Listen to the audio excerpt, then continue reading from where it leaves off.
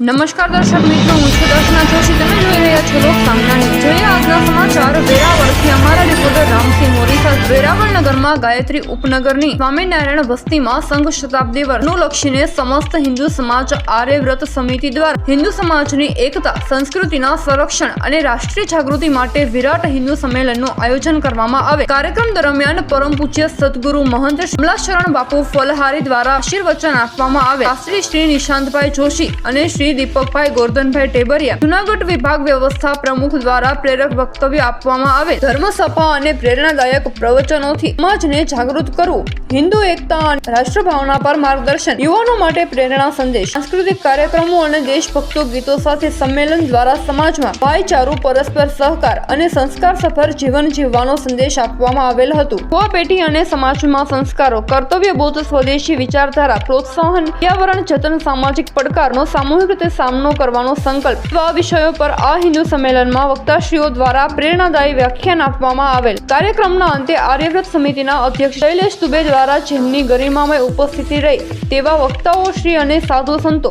વિશાળ સંખ્યામાં ઉપસ્થિત હિન્દુ સમાજ તથા વડીલો, યુવાનો, મહિલાઓ ઉપરાંત વિવિધ સંગઠન સંસ્થાઓના પ્રમુખશ્રી, સમાજ શ્રેષ્ઠીઓ, પત્રકાર મિત્રો અને જેમની રાત દિનની મહેનતથી આ કાર્યક્રમ સફળ થઈ શક્યો એવા તમામ કાર્યકર્તાનો આભાર વિધિ કરેલી હતી. કાર્યક્રમના અંતે રાષ્ટ્રગાન કરવામાં આવેલું હતું અને રાષ્ટ્રનો સુંદર સંદેશ સાથે વિરાટ હિન્દુ સંમેલનનું સમાપન કરવામાં આવેલું. નામ જોશી નિશાંત જ્યોતિષાચાર્ય, વ્યાકરણાચાર્ય.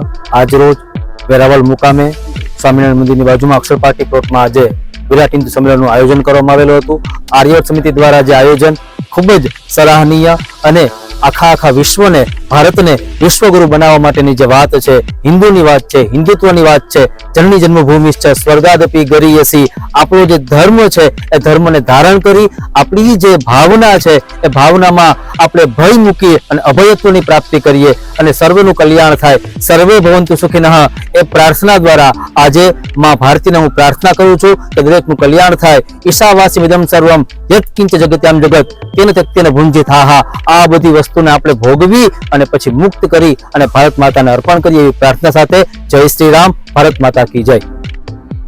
જય શ્રી રામ. મારું નામ કમલાસણ ફલહારી. આજે પરમપિતા પરમાત્મા સોમનાથ ભગવાનની સાનિધ્યતામાં આજે જે વિરાટ હિન્દુ સંમેલન અહીંયા એનું આયોજન કરવામાં આવેલું હતું.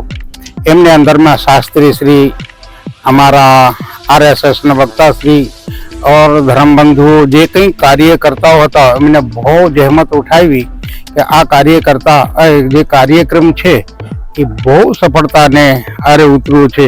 બહુ સુંદર રીતિથી પબ્લિક પણ ખૂબ અહીંયા અનેરા માણસો પણ જોવાના આવ્યો છે. એમને પણ આનંદ અનેરો થયો છે. પરમાત્માને હું પ્રાર્થના કરું છું કેમ કે હું સાધુ છું. અમે સતત જોવાના ચિંતન કરીએ છીએ કે આમ જ જોવાના ભગવત કાર્ય, પરમાત્માના કાર્ય, રાષ્ટ્રના કાર્ય અવિરત આવી રીતે ચાલતા રહે. બસ બધાને હું જોવાના એ જ આશીર્વાદ આપું છું. સર્વે ભવંતુ સુખનઃ, સર્વે સંતુ નિરામયા, સર્વે ભદ્રાણી પશ્યંતિ મા કષ્ટો ભાવ ભવેત. પરમાત્માને પ્રાર્થના કરું છું કે ભક્તિ और શક્તિ સાથે ખૂબ જીવન में हमारा कार्यकर्ता बंधुओं प्रगति पामे. બસ એ જ આશીર્વાદ સાથે જય શ્રી રામ. વેરાવળ નગરની સ્વામિનારાયણ વસ્તીની અંદર આજે હિન્દુ સંમેલન યોજવામાં આવ્યું હતું. આ હિન્દુ સંમેલન રાષ્ટ્રીય સ્વયંસેવક સંઘના 100 વર્ષ પૂર્ણ થયા એ નિમિત્તે આર્યવ્રત સમિતિ દ્વારા આ સમગ્ર સંમેલનનું આયોજન કરવામાં આવેલું હતું. આજના સંમેલનની અંદર પૂજ્ય કમલાશરણ બાપુ અને શાસ્ત્રીજી પણ એ રાજકોટથી પધાર્યા હતા અને ખૂબ સરસ મજાનું લોકોને કયા પ્રકારે ધર્મ અને સંસ્કૃતિનું પાલન કરવું જોઈએ એ પ્રકારની ખૂબ સરસ મજાની એ વાત કરવામાં આવી હતી. આજે આ ઉપનગરની અંદર જે વસ્તી છે એ વસ્તીમાંથી ખૂબ મોટી સંખ્યાની અંદર ભાઈઓ, બહેનો, બાળકો એ પધારેલા હતા અને આજે આ જે સંમેલન છે એ ખૂબ સરસ મજાનું અને સફળ સંમેલનનું એ પ્રકારે આજે આયોજન કરવામાં આવેલું હતું. તો ફરી મળીશું એક નવા સમાચાર સાથે. ત્યાં સુધી જોતા રહો લોક સામના.